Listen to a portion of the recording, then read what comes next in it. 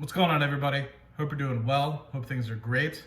Today we're going to talk about Warren Buffett and his investments in Berkshire Hathaway and really what he's been adding in Q3 and what he's been selling in Q3. And now I know I'm a couple months late. This generally comes out about 15 or so days after the quarter closes. So yes, we will be looking at the Q3, not Q4 like we are in now.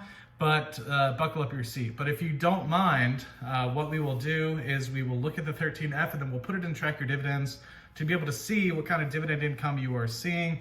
And if you guys aren't familiar with trackyourdividends.com, we'll kind of show you here $250 billion worth of a portfolio in trackyourdividends.com, the top 20 positions that are in Warren Buffett's Berkshire Hathaway portfolio. So please stick around with that. If you haven't already, please do me a quick favor and check out my first YouTube Shorts.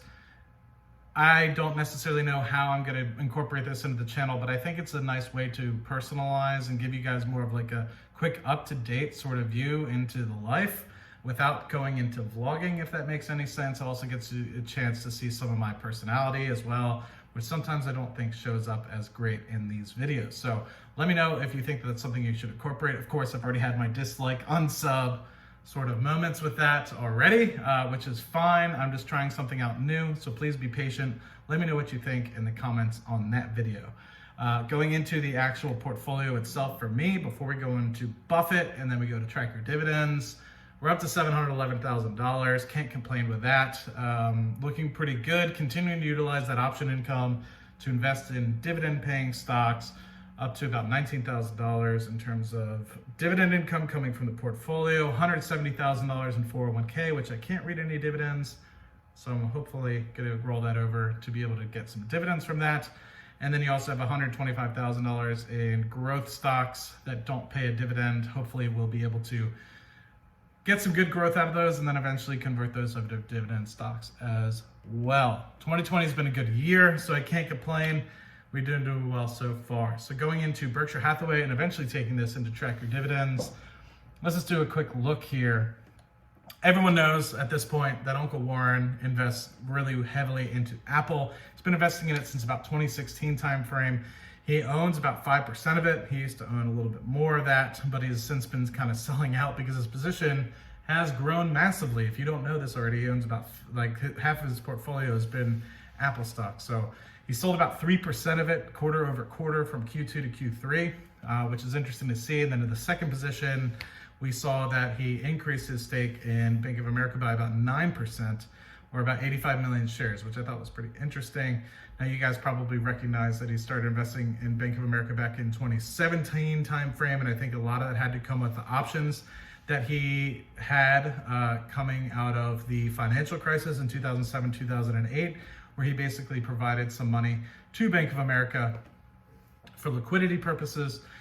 So I think he has a really cheap cost basis in Bank of America for that. And I think that he's just built on his position in Bank of America based off of that as well. He has his Coca-Cola shares, 400 million shares of Coca-Cola. Everybody knows about his position in Coca-Cola. No change quarter over quarter for Coca-Cola. Still owns about 9% of the company. I anticipate with them continuing to buy back shares, most likely he will get closer to that 10% range in the upcoming quarters. You have American Express. He owns about 20% of American Express at this point. No change quarter over quarter. You have Kraft Heinz. He owns about 26% of Kraft Heinz. No change quarter over quarter. And then you also have Moody's, where he owns about 13% of that still. US Bank, where he owns about 8% of that still. And you have Charter Communications, where he owns about 2.5% of that. Where I do want to mention quickly is Wells Fargo, the number 10 position. He sold 46% of his shares last quarter. So going from Q2 to Q3, sold over 110 million shares of Wells Fargo. It's about $2.5 billion worth if you're not really quick on the math there. He only owns 3%. At one point, Warren had to apply, I guess, for SEC discompensation,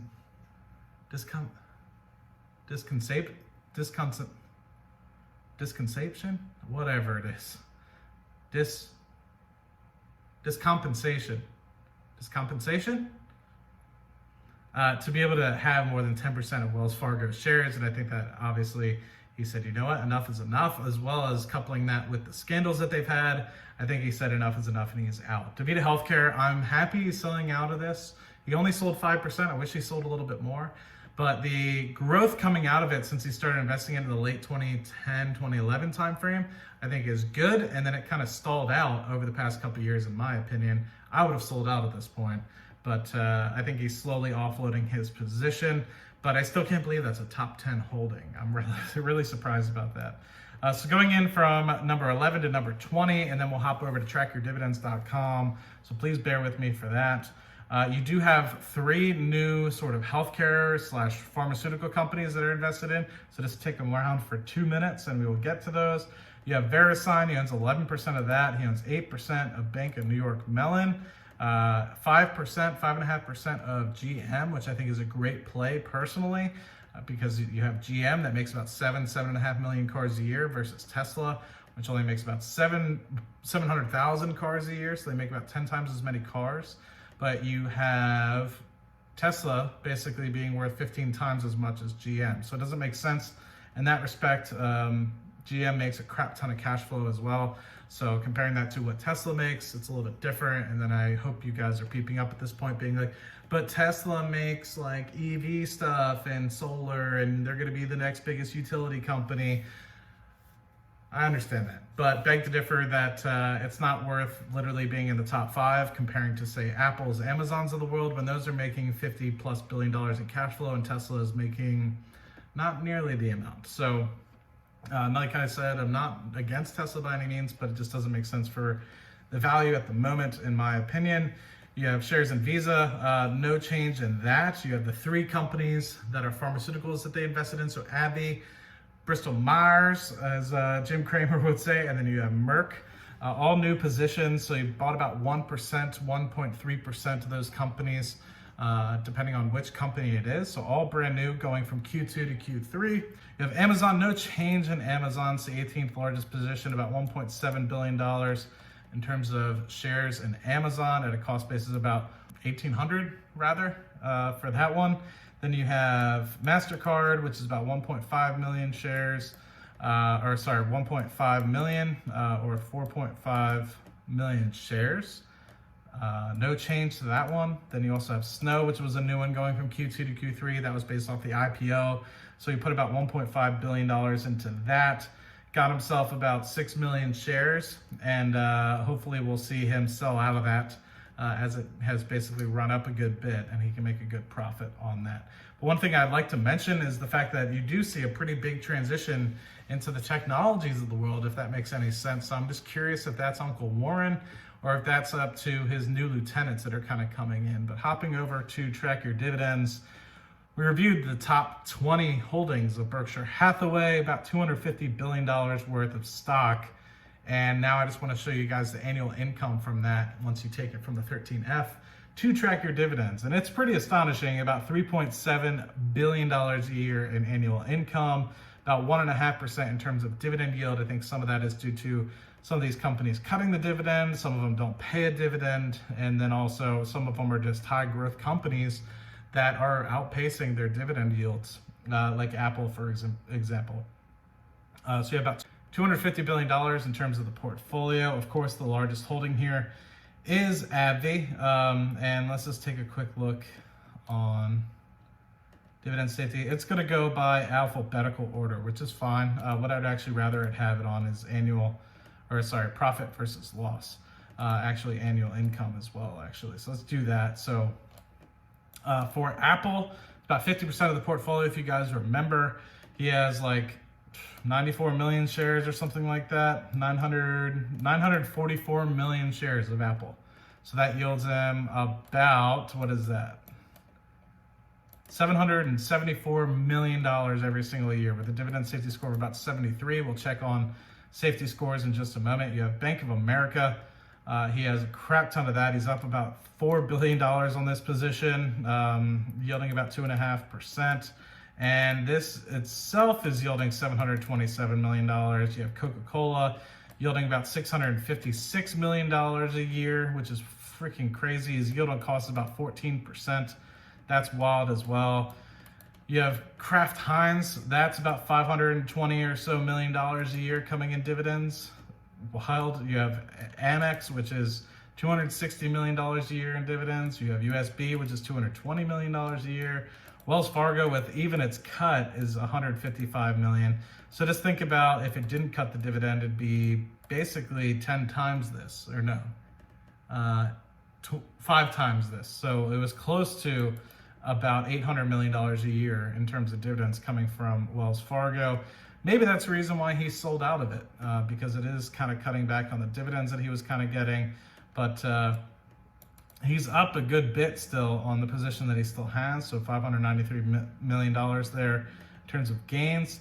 You have AbbVie in here, which is paying, what is this, $100 million in terms of dividends every single year. You have $89 million coming from Bank of New York Mellon. You have $55 million coming from Moody's. You have $54 million coming from Merck. Is that 54? Or is it? Yeah, $54 million. You have $54 million coming from Bristol Myers. You have $12.7 million coming from Visa. You have $7.3 million coming from MasterCard. And then you have the other ones that are either don't pay a dividend or have cut the dividend. Like GM, for example, has cut the dividend. Snow never paid a dividend. Amazon, hopefully that's bad boy, will pay a dividend here pretty soon because I'm hoping to get a couple shares of them. But yeah, so that's pretty wild. What I do want to share with you guys is like the Berkshire Hathaway sort of dividend income that's coming in every single month. So we know it's about $3.5 million a year, $3.5 billion a year, I'm sorry. And let's just take a quick look at like what months you get the big boy checks, right? So looks like you get about a $500 million check here in February, another one here in June, another one here in August timeframe, and another one here in December. And it looks like you're getting about 250 to 300 million.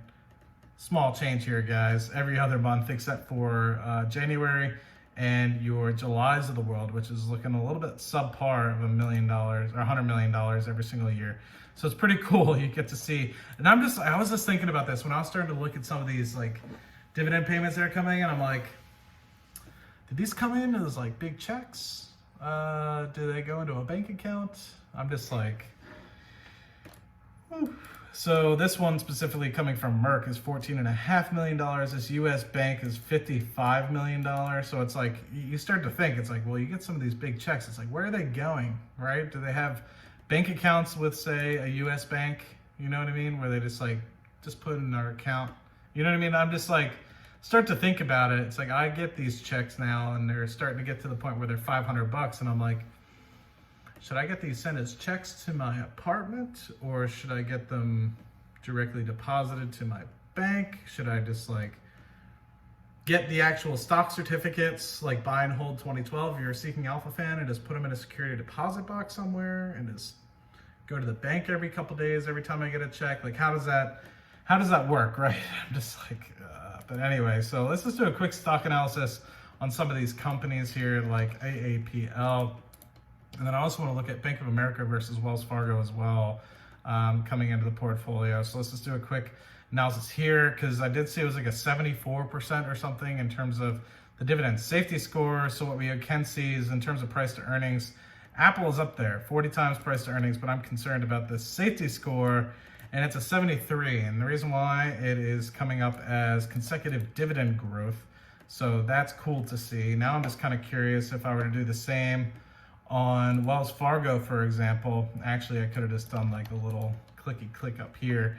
But let's just look at like Wells Fargo, for example, and see what that's dividend safety score is. And that one I know is a lot less because they just cut the dividend trend a little bit. But yeah, about 44 in terms of the dividend safety score. So I think a lot of that has to do with the fact that they did just recently cut the dividend. They have dividend growth rate problems because of, obviously, they just cut the dividend, and then they have an EPS trend problem as well. And let's just take a quick look. Oh. So yeah, back in the late 2010s, early 2011 time frame, they started growing the dividend again, and boom, because of the Fed restrictions, cut it down. So they were yielding about 4%, now they're yielding about 1.3%. And this is gonna end up changing here pretty soon. But what I do wanna look at is the price to book in comparison to, say, Bank of America. So Bank of America is about just about a 1.0 in terms of price to book value. You have Wells Fargo, which is currently at 0.7, so about 30% less than Bank of America at the moment comparatively in terms of book value. So I honestly am going to keep holding my Wells Fargo. I know some people are giving me crap about that, but overall, pretty astonishing in terms of what you think about. I think that the payout ratio will be fine as the EPS kind of returns back. You can see here that things were kind of trending downwards recently for Wells Fargo, and it's back in the black, I guess, if you want to say, 1.5 in terms of EPS coming out last quarter. So you think about it, they're able to kind of continue that back again, get $1 per share each earnings. You're looking at $4 a year, which is about where they were before. I mean, it doesn't make sense for it to be a $30 stock if it's making $4 a year in earnings. But anyway, hope you guys enjoyed this video, specifically looking at trackyourdividends.com. There's a link in the description if you guys are interested on checking this out. I do have an affiliation with them, so please be wary of that. But it was awesome to kind of take a quick look at the 13F of Berkshire Hathaway and be able to see what he's selling out of, what he's buying into, with the big ones, of course, being Apple, selling a little bit of that, buying a little bit more into Bank of America, selling a huge amount of Wells Fargo, and then initiating positions into Merck, Bristol Myers, as well as AbbVie, which I was surprised a little bit on AbbVie. But anyway, hope this video finds you guys great. Hope it finds you guys well. I'm going to edit it up, and I will talk to you guys soon. Cheers.